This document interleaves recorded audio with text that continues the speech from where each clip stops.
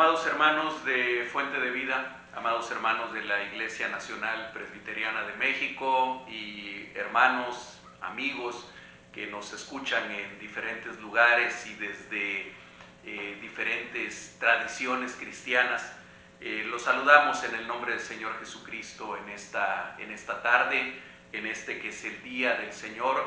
Le damos gracias a Dios porque nos permite seguirlo celebrando a Él, seguir proclamando su palabra, aún en medio de los tiempos difíciles que estamos viviendo, aún en medio de los tiempos especiales que estamos viviendo.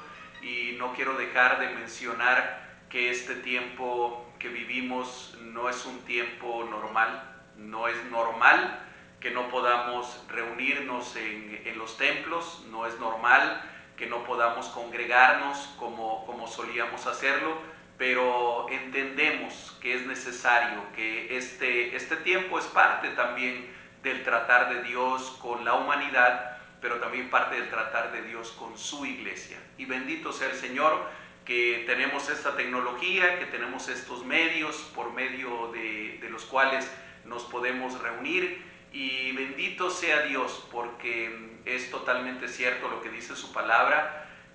Donde quiera que estén 2 o 3 reunidos en su nombre, dice su palabra, ahí está Él. Y yo estoy seguro que usted en su casa está reunido también con otros creyentes en Jesucristo, con su familia, y si no es así, si está solo, en espíritu estamos unidos. Así que vamos a ir hoy a meditar, a reflexionar, a recibir un mensaje de la palabra de Dios. Ya nuestro hermano Rodolfo ha leído hace un momento para todos nosotros Filipenses capítulo 4, todo el capítulo completo, del versículo 1 al versículo 23, que es a donde termina este capítulo. Y con esta predicación del día de hoy estamos terminando una serie de sermones que han estado basados en la carta del apóstol Pablo a los Filipenses, una de las cartas de la prisión. Y yo no sé a ustedes, hermanos, pero a mí me ha dejado una tremenda enseñanza, una tremenda bendición, y espero que el Señor nos hable también en esta tarde. Así que, habiendo leído ya su palabra, les pido que ustedes mantengan sus Biblias abiertas ahí en su hogar, pero vamos a orar y vamos a poner este tiempo en las manos de nuestro Dios.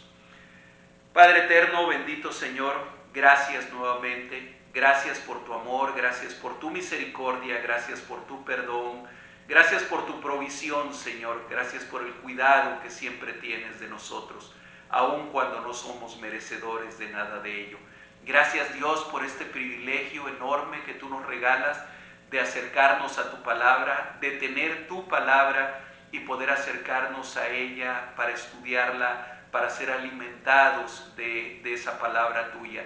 Gracias, Señor, porque tú nos has dado también de tu Santo Espíritu, que es quien nos enseña, que es quien nos redarguye y quien nos lleva a toda verdad. Padre eterno, ponemos este tiempo en tus manos. Pongo mi vida en tus manos una vez más, Señor, como ya lo he hecho antes.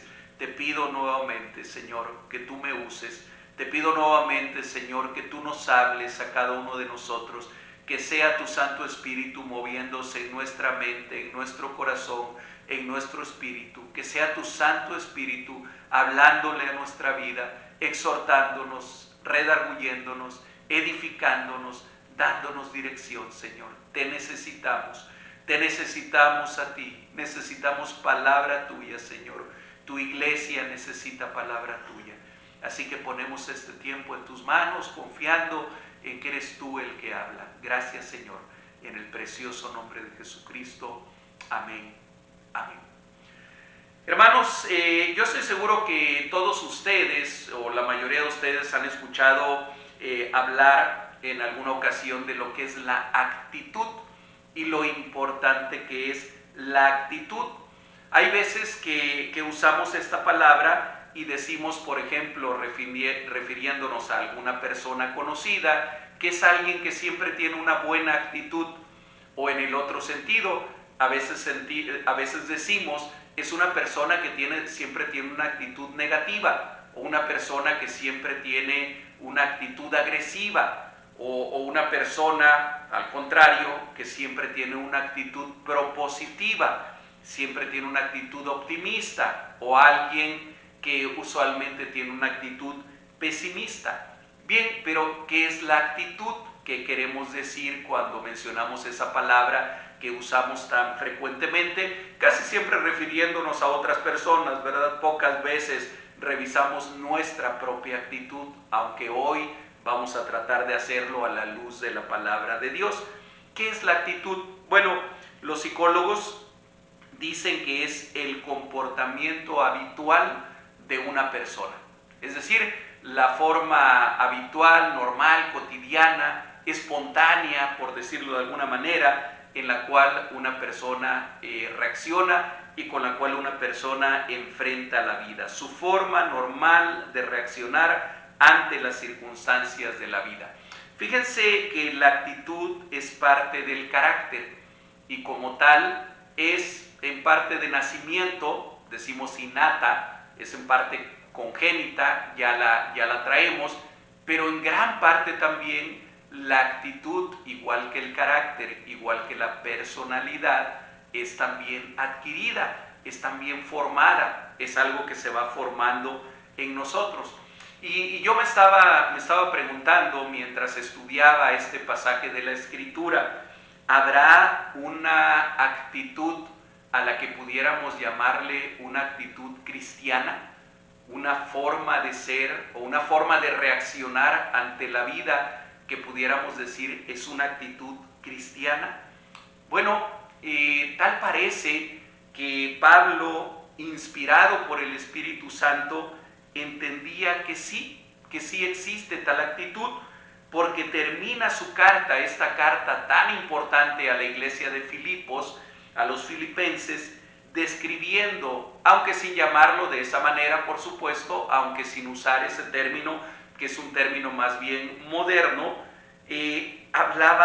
describía ese modo de lo que ahora entendemos como actitud o una forma habitual de reaccionar ante la vida que deben tener o que suelen tener o que deberían de tener los cristianos.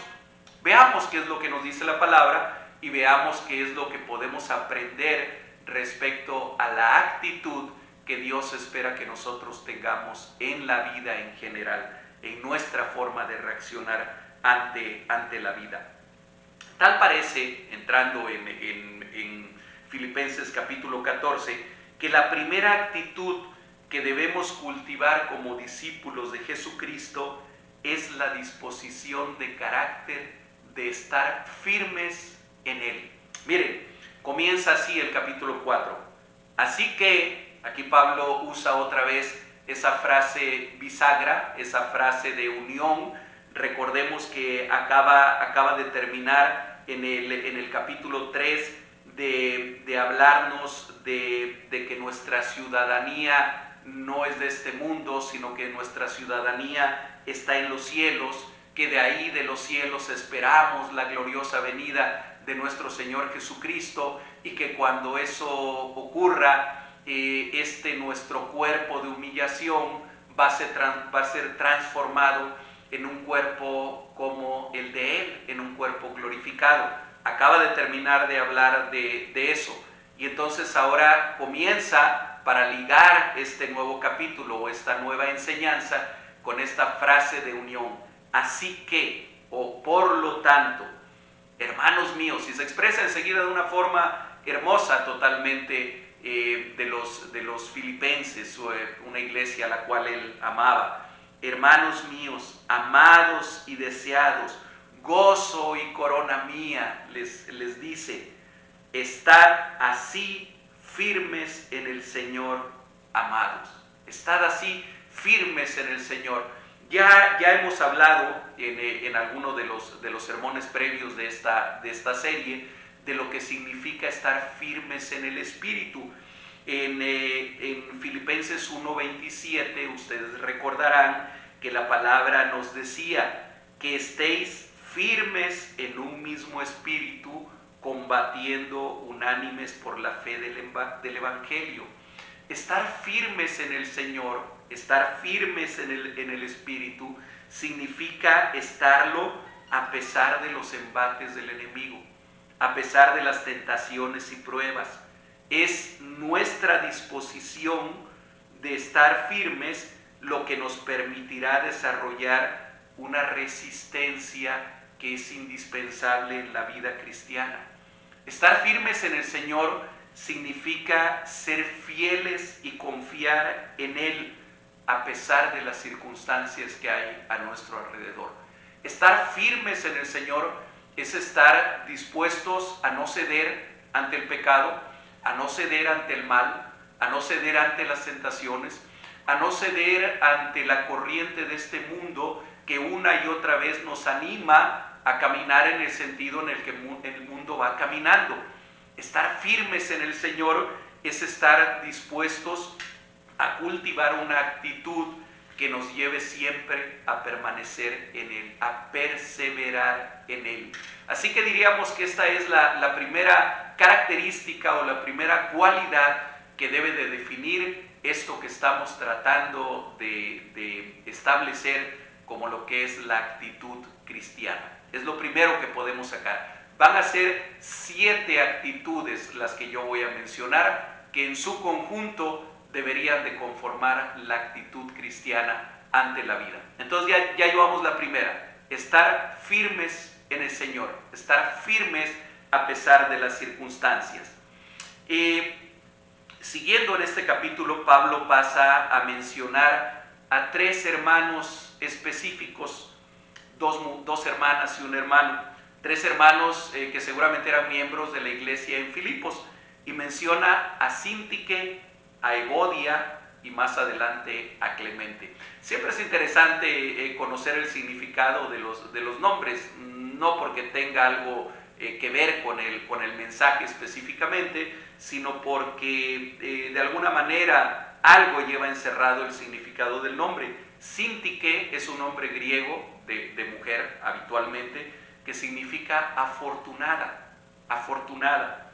Evodia, algunos discuten, algunos expertos discuten si era un nombre de mujer o de hombre, aunque aparentemente lo era de mujer, como lo es en la actualidad. Evodia quiere decir buen viaje, como cuando decimos bon voyage en francés. Eu siempre es bueno y vodio aparentemente es viaje.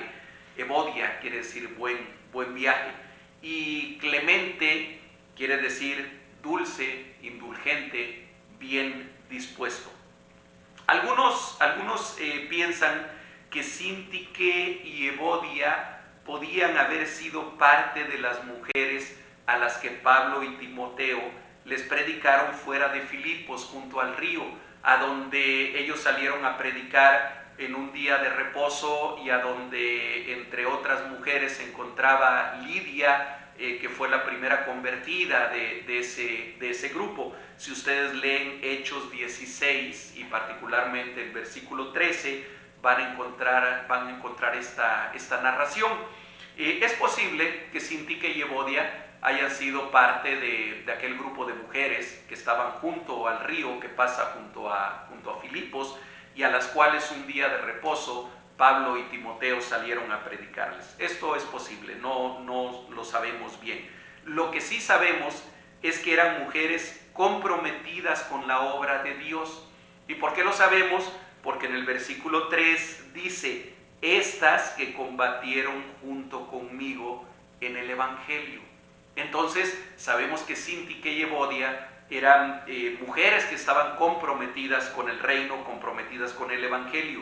También sabemos que tenían una diferencia entre ellas, ya que en el versículo 2 dice Pablo: ruego a Evodia y a Síntique que sean de un mismo sentir en el Señor. Ruego a Evodia y a Síntique que sean de un mismo sentir en el Señor. Diferencias doctrinales tal vez, o disputas de liderazgo, no lo sabemos, pero aparentemente había diferencias entre ellas. También sabemos que en la resolución de esas diferencias necesitaban ayuda, necesitaban seguramente ser orientadas, ser aconsejadas, ya que en el versículo 4 dice: asimismo te ruego a ti, compañero fiel, que ayudes a estas que, y sigue hablando de ellas, se está refiriendo a Epafrodito. Epafrodito, quien fue el mensajero, fue quien llevó esta carta desde la prisión en Roma, donde estaba Pablo, hasta Filipos, a la iglesia de Filipenses, y a él le dice: asimismo te ruego a ti, compañero mío, compañero fiel, que ayudes a estas que combatieron junto conmigo en el Evangelio. Hermanos, ¿qué valor o qué actitud podemos encontrar en estos versículos? En los versículos 2 y 3, déjenme leerlos nuevamente. Ruego a Evodia y a Síntique que sean de un mismo sentir en el Señor. Asimismo te ruego también a ti, compañero fiel, que ayudes a estas que combatieron juntamente conmigo en el Evangelio, con Clemente también y los demás colaboradores míos, cuyos nombres están en el libro de la vida. Tal parece que el valor de actitud que sobresale aquí es la tolerancia. Pablo no disciplina aquí a estas hermanas, sino les ruega que sean de un mismo sentir. Y luego le ruega a Epafrodito que las ayude a ellas, reconociendo que ellas, al igual que Clemente, habían sido no solamente colaboradores, sino combatientes en la fe. Y entonces vemos aquí que Pablo, aun cuando en algunas ocasiones solía disciplinar a las iglesias, como es en el caso de una de las cartas a los Corintios, o en las dos cartas a los Corintios vemos algo de esto. Sin embargo, aquí vemos una actitud compasiva, una actitud de tolerancia hacia dos hermanas que por algún motivo habían comenzado a tener diferencias y que no deberían de tenerlas. Fíjense que la tolerancia es una actitud que debemos cultivar con sabiduría. Y ser tolerantes no significa ser condescendientes con el pecado, no significa ser acomodadizos con el pecado ni con el mal. No debemos de confundir nunca la tolerancia con la pasividad frente al mal. No debemos de confundir nunca la tolerancia con el acomodarnos a las cosas tal y como se presentan, aunque las cosas estén mal. Más bien, la tolerancia en el sentido real que tiene esta palabra y como se ha entendido a lo largo de los siglos, significa ser empático con los demás. A lo mejor lo entendemos todavía mejor. Ser tolerante es ser empáticos. Pablo estaba siendo tolerante con Síntique y con Evodia. Estaba siendo empático con ellas, quienes habían batallado juntamente con él en el tiempo que estuvo en Filipos por llevar adelante el Evangelio y por llevar adelante el reino de Dios. Y nosotros como cristianos creo que tenemos también que desarrollar una actitud tolerante, sobre todo ante nuestros hermanos.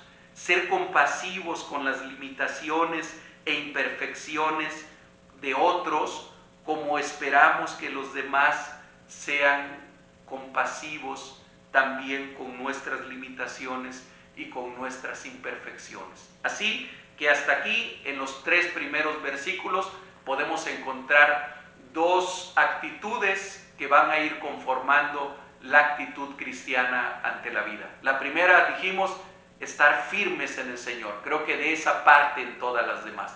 La segunda es una actitud muy, muy humana e indispensable para la convivencia entre los seres humanos e indispensable para la convivencia dentro del cuerpo de Cristo. Nunca esperamos que en el cuerpo de Cristo haya una uniformidad. La unanimidad no es lo mismo que la uniformidad. Podemos estar unidos en lo esencial, en lo profundo, en lo importante, pero debemos de tolerarnos nuestras diferencias en lo que no es esencial, en lo que no es importante. Y ahí debemos de ser empáticos, debemos de ser compasivos, debemos de ser tolerantes. Vamos con la tercera. La tercera de estas actitudes yo le puse simplemente alegres. Ser alegres. ¿Ser alegre es una actitud? Por supuesto que sí lo es. Ser alegre es una forma de reaccionar ante la vida. Es una forma de entender las cosas que están ocurriendo a nuestro alrededor, no con un pesimismo o no con un fatalismo que muchas veces el mundo nos impulsa a tener, sino con una actitud de regocijo. Y me encanta cómo lo traduce Reina Valera 1960. En el versículo 4 dice: regocijaos en el Señor siempre. Otra vez digo, regocijaos.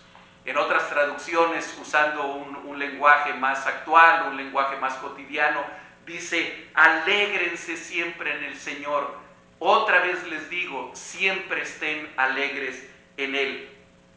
Pablo anima de una manera especial a los filipenses a que se alegren, a que se regocijen. A lo mejor regocijarse no es una palabra que usemos mucho, pero significa exactamente lo mismo que alegrarse.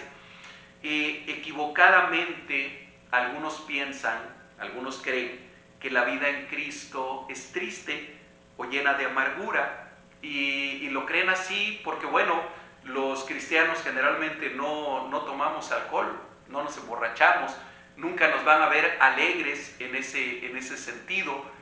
No es compatible un cristiano que al mismo tiempo sea bebedor de alcohol, no es compatible con nuestra fe, ni con nuestra forma de vivir, ni con aquello a lo cual el Señor nos lleva a caminar. No vamos generalmente a bailes, o no vamos a bailongos, a fiestones, ¿verdad? Nunca nos van a encontrar en el antro, o nunca nos van a encontrar diciendo o riéndonos a carcajadas de chistes de mal gusto, de chistes colorados.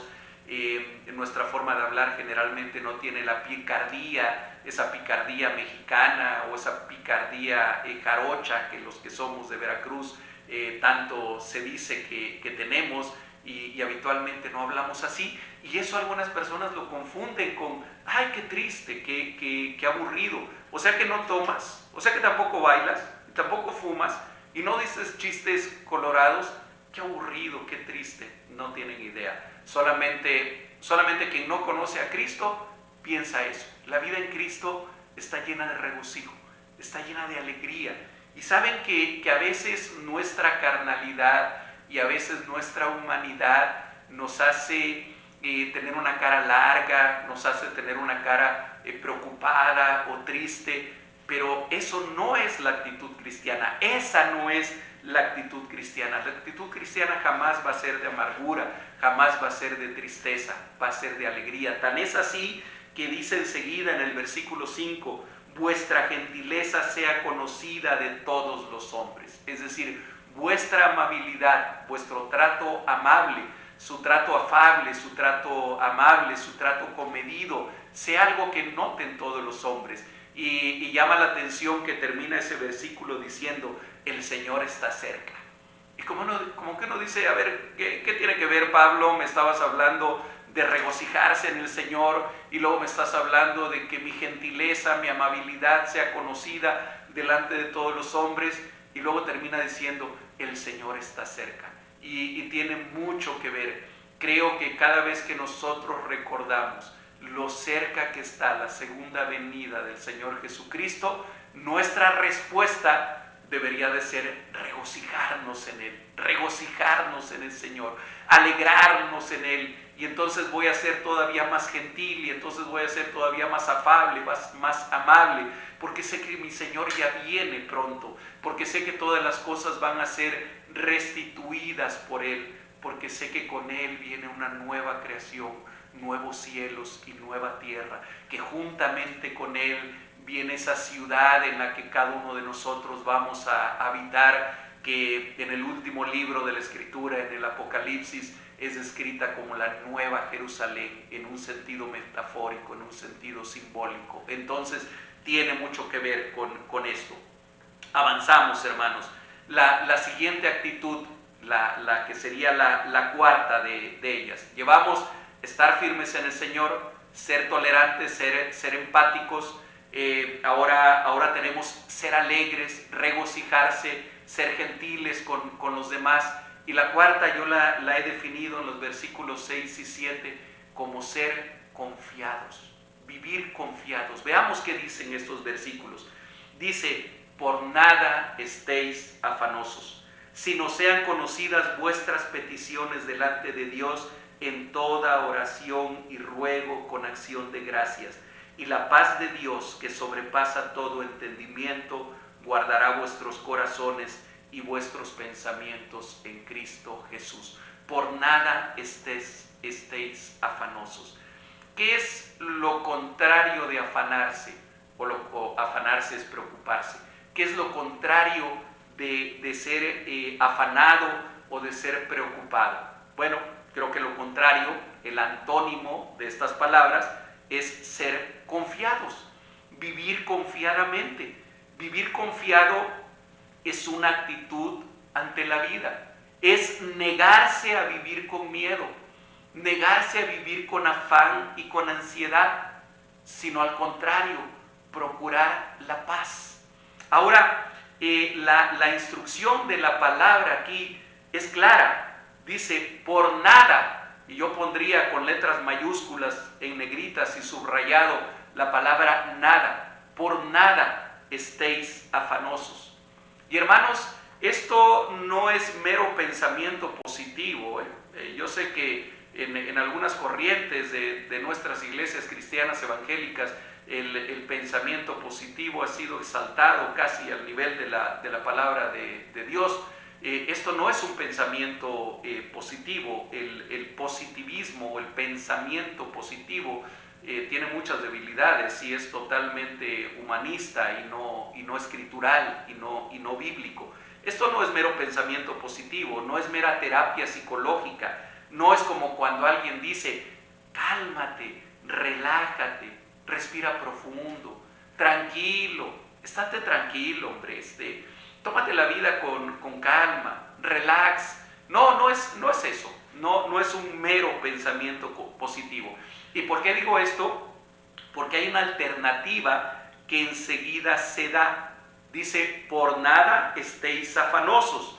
Ok, ahí viene la indicación, ahí viene la instrucción positiva, pero enseguida nos da la alternativa. En lugar de estar afanosos, en lugar de estar preocupados, ¿qué tenemos que hacer? Dice: si no sean conocidas vuestras peticiones delante de Dios en toda oración y ruego con acciones de gracias. Es decir, en lugar de preocuparte, amado amigo, amado hermano, ocúpate.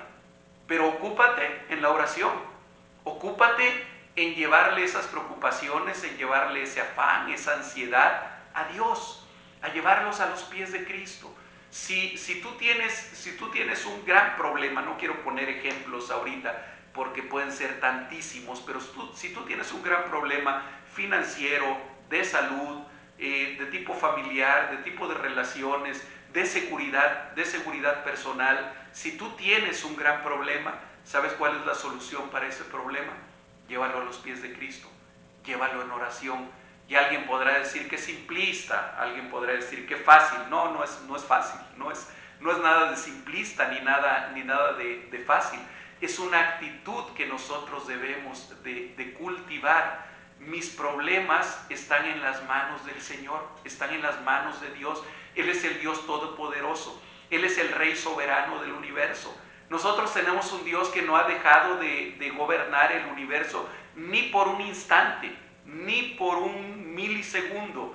Ha dejado de tener el control de todas las cosas. Dios está al control de todo. Él sabe de mis problemas grandes y sabe de mis problemas pequeños. Sabe de mis grandes preocupaciones y sabe de mis preocupaciones cotidianas, las de todos los días. ¿Qué tengo que hacer yo? Tengo que disciplinar a mi mente, tengo que disciplinar a mi espíritu, tengo que disciplinarme yo mismo para que cada vez que enfrente una situación de estas, las lleve a los pies de Dios. No como una exigencia, no pensando que Dios está obligado a resolver mis problemas, no pensando que Dios está obligado a responderme de la manera que yo quiero. Por eso dice: Sean conocidas vuestras peticiones delante de Dios en toda oración y ruego con acción de gracias. Sea lo que Dios me responda, yo le voy a decir gracias, Señor. Sea lo que Dios quiera mandar como respuesta a mi oración, mi actitud debe de ser de acción de gracias delante de Él. Y en el versículo 7 habla solamente del resultado, de la consecuencia de esta actitud de vivir confiados en Dios. Dice, y la paz de Dios, que sobrepasa todo entendimiento, guardará vuestros corazones y vuestros pensamientos en Cristo Jesús. Y la paz de Dios. Y este solo término, esta sola frase breve, y la paz de Dios, pudiera ser tema de toda una predicación, de todo un sermón.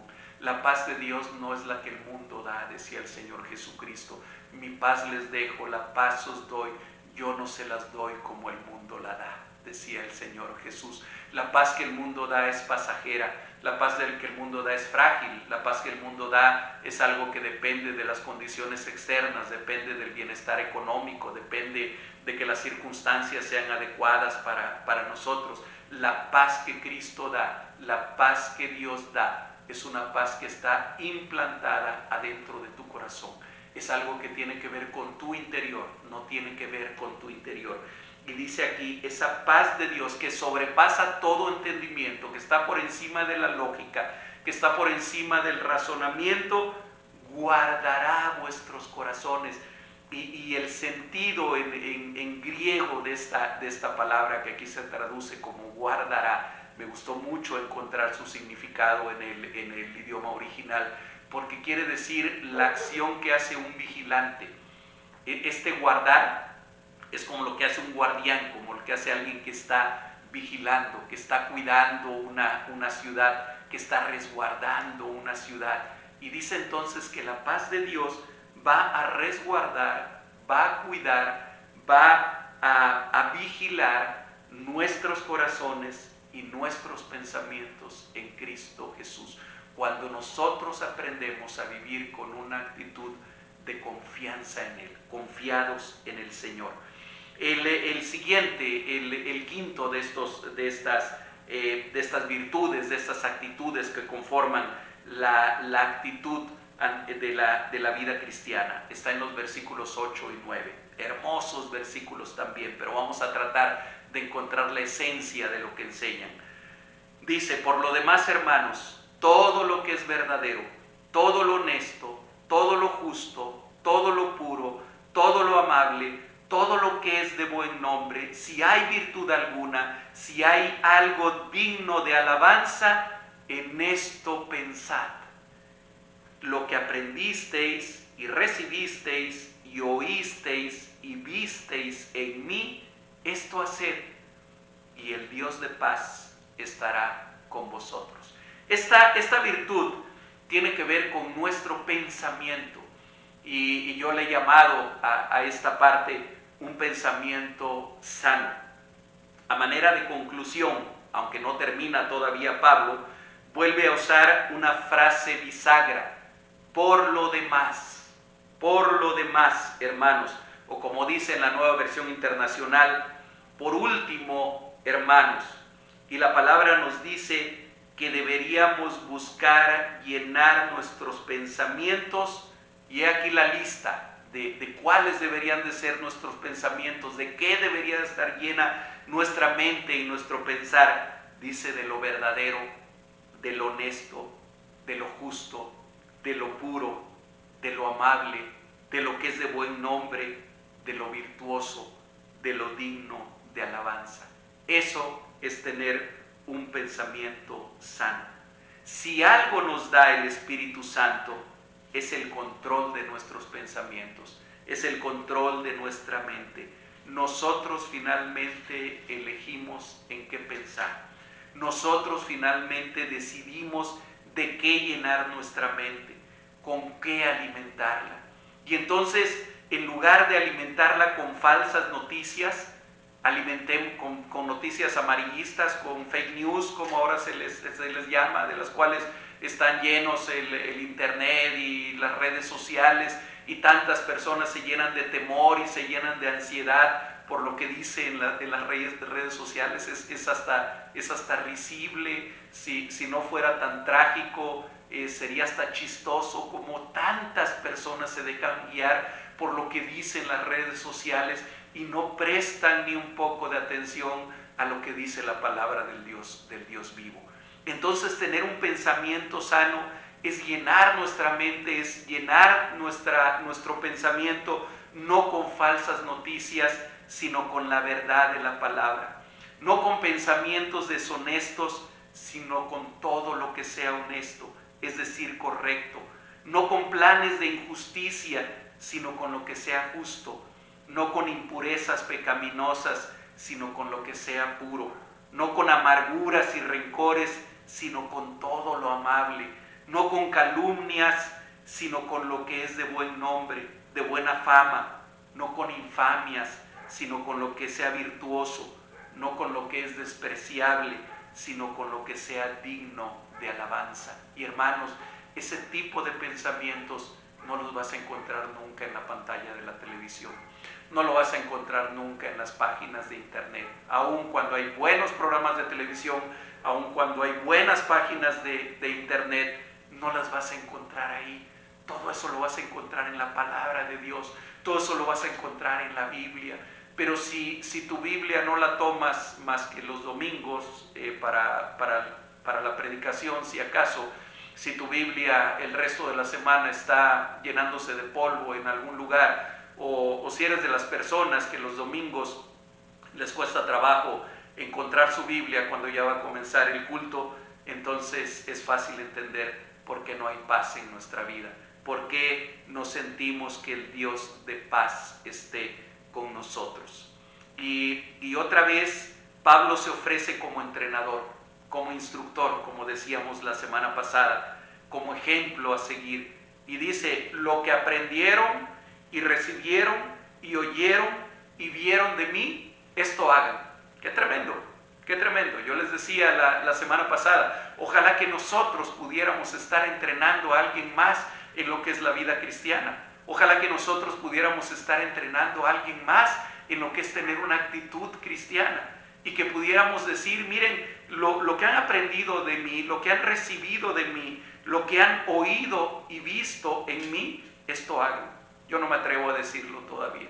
Yo espero en el Señor algún día poder hacerlo, no ahora, pero como admiro a ese hombre de Dios que fue Pablo, y a esa inspiración que el Espíritu Santo le da para poder decir esto.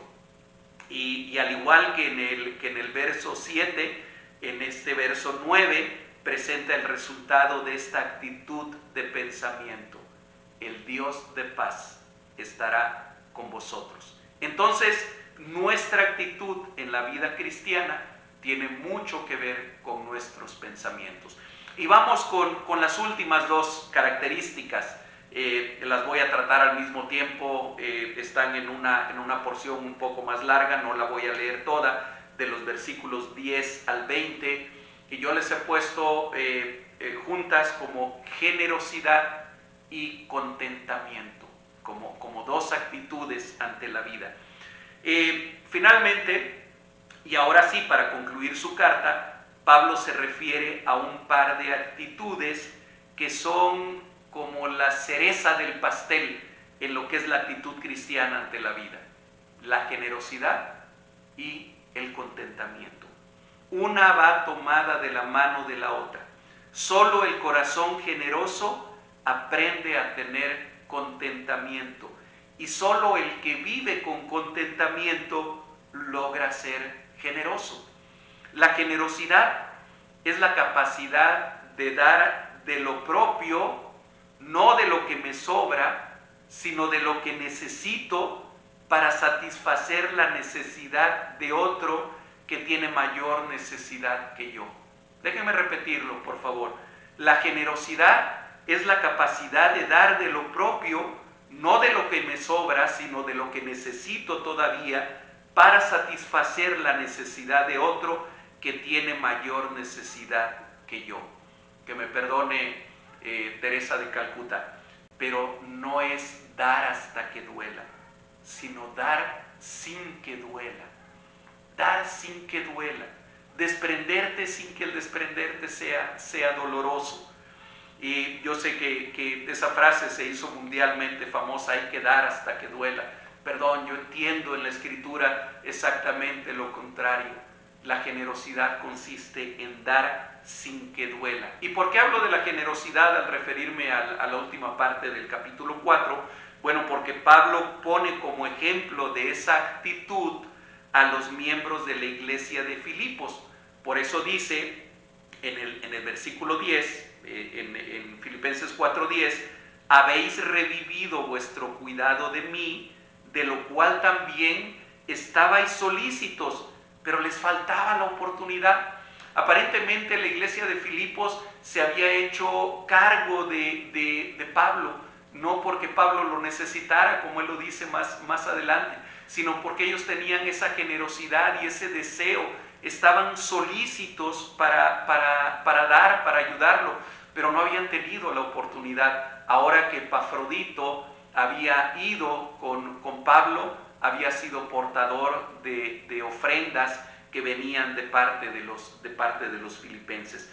Más adelante, en los versos 15 y 16, dice: al principio de la predicación del Evangelio, cuando partí de Macedonia, ninguna iglesia participó conmigo en razón de dar y recibir, sino vosotros solos.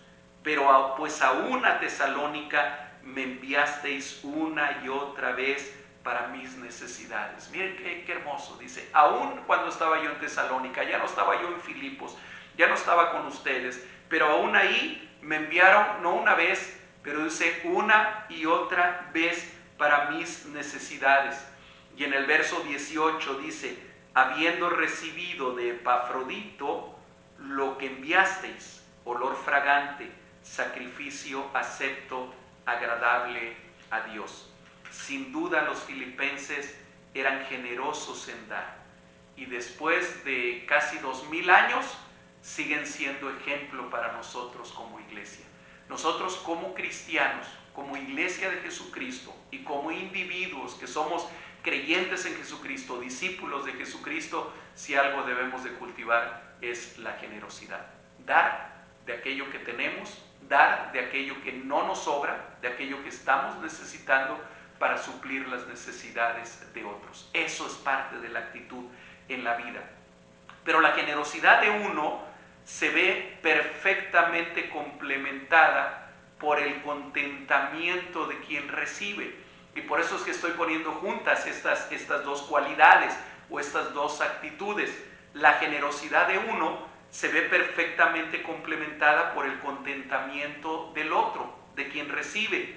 Esta actitud ante la vida, esta virtud, se ve claramente definida en Pablo cuando dice en los versos 11 y 12: no lo digo porque tenga escasez, pues he aprendido a contentarme cualquiera que sea mi situación.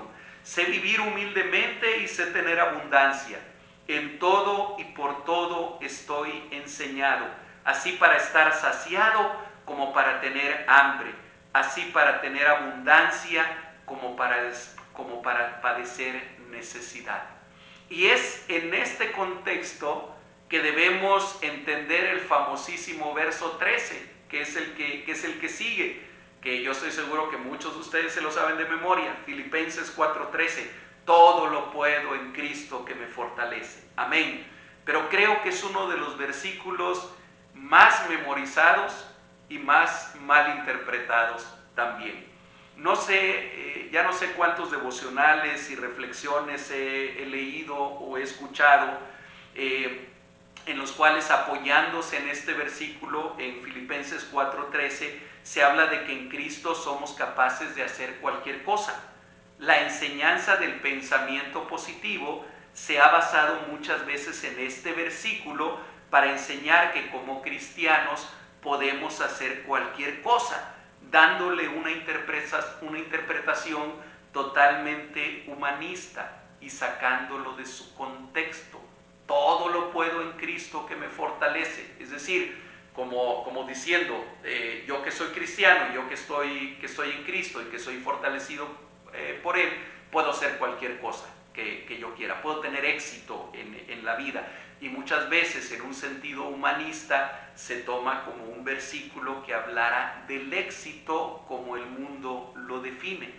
Creo que la palabra nos está enseñando aquí, con el ejemplo de Pablo, que si tengo escasez y debo vivir humildemente, puedo hacerlo porque Cristo fortalece mi espíritu, porque Cristo fortalece mi mente, porque Cristo aún fortalece mi cuerpo para estar contento con esa escasez. Pero si en cambio estoy saciado y tengo abundancia, Cristo me fortalece en mi espíritu, en mi mente y aún en mi cuerpo para mantenerme humilde y continuar dependiendo de Él y ser generoso con otros, aun cuando tenga yo abundancia de todas las cosas. Ya sea una cosa u otra, ya sea vivir en escasez o vivir en abundancia, puedo hacerlo, puedo vivir así, gracias a Cristo que me fortalece en todas las circunstancias. Creo que no tiene tanto que ver con el éxito desde el punto de vista humano o mundano, sino que tiene que ver con una actitud de contentamiento. Todo lo puedo en Cristo que me fortalece. Puedo vivir contento, puedo vivir feliz, puedo vivir regocijándome en la escasez, puedo vivir contento, puedo vivir feliz y regocijándome en el Señor en la abundancia. Aprender a contentarnos, cualquiera que sea nuestra situación, no es conformismo, ni es fatalismo, ni es pesimismo. Es entender que nuestra felicidad y nuestro bienestar espiritual nunca dependerá de si tenemos muchos o pocos bienes materiales. El contentamiento es entonces el último eslabón de esa cadena que constituye lo que podemos llamar la actitud cristiana ante la vida. Este hermoso libro, llamado Carta a los Filipenses, comenzó enseñándonos que no somos piezas terminadas, que aún estamos en el taller del alfarero, y nos asegura en Filipenses 1:6, el que comenzó en vosotros la buena obra, la perfeccionará hasta el día de Jesucristo. Y ahora termina en este capítulo 4 describiendo cómo sería esa obra perfeccionada, cuál es el carácter y la actitud que el Espíritu Santo está trabajando día con día para imprimir en nosotros, para poner en nosotros. Nos está describiendo en lo que deberíamos ocuparnos todos los días con temor y temblor. Y lo podemos resumir en estos 7 rasgos de carácter. Número 1, estar firmes en el Señor. Número 2, ejercitarnos en la tolerancia y en la empatía hacia otros. Número 3, vivir alegres en el Señor. Número 4, aprender a vivir sin afanes ni ansiedades, sino confiados en el Señor. 5, llenar nuestra mente con pensamientos sanos de todo lo que es verdadero, honesto, justo, puro, amable, de buen nombre, etc. 6, desarrollar generosidad sin que nos duela. Y 7, practicar el contentamiento sea cual sea la situación en la que estamos viviendo. El resultado de tener una actitud así es que la paz de Dios, que sobrepasa todo entendimiento, guardará nuestros corazones y nuestros pensamientos en Cristo Jesús, sabiendo, como lo dice el último versículo de esta inigualable carta, que la gracia de nuestro Señor Jesucristo será con todos nosotros. Hermanos, que el Señor nos ayude para que esta palabra se encarne en nosotros, para que esta palabra sea viva en nosotros, para que no sean palabras hermosas leídas en un libro hermoso, que no actuemos, como decía el Señor Jesucristo, como aquel hombre que se ve en el espejo y considera su rostro, pero cuando se da la vuelta se olvida de cómo era. Que no seamos como el hombre necio que construye su casa sobre la arena, sino que seamos como el hombre sabio que construye su casa sobre la roca, que habiendo escuchado esta palabra, la hagamos parte de nuestra vida y con toda seguridad el Dios de paz morará con nosotros. Que el Señor les bendiga, amados hermanos.